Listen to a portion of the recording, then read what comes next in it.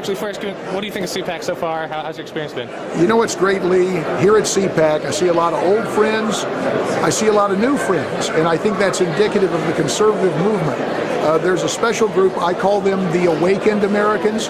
The Awakened Americans are becoming the Involved Americans, and that means for Election Day 2010, we're going to have change all right, but this time it's going to be the right kind of change. Well, let's talk about that. We know you're challenging incumbent, long-term Senator John McCain.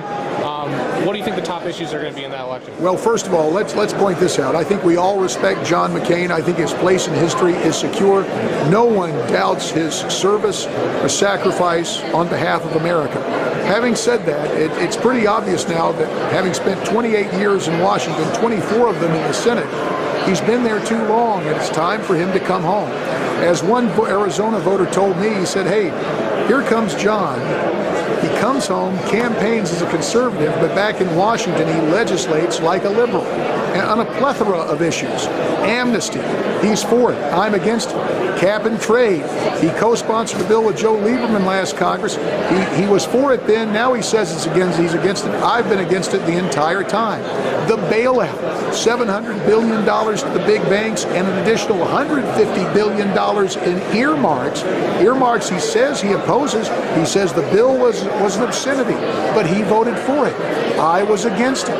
And, of course, amnesty, where he tried to shove a bill down the collective throats of the American people. According to the Heritage Foundation, $2.6 trillion, trillions with a T, in retirement benefits alone over the long term to the illegals who would be granted citizenship.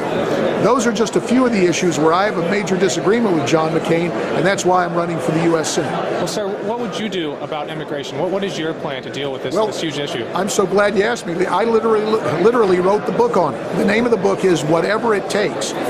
It was published in 2006, and I take no joy in the fact that much of what I wrote in that book has come to pass. During my days in Congress, I authored a plan that I think is summed up best in its title, the Enforcement First Act. We need to enforce laws that are on the books. We need to enact laws that help us understand that border security is national security. And what we found in Arizona, where the state legislature has moved in the vacuum, the failure of the federal government to move, we're now enforcing the law, and guess what? Those who came here illegally are going back home. Lee, it's been great spending time with you. I got to get to the radio interview, jdforsenate.com. All right, thanks.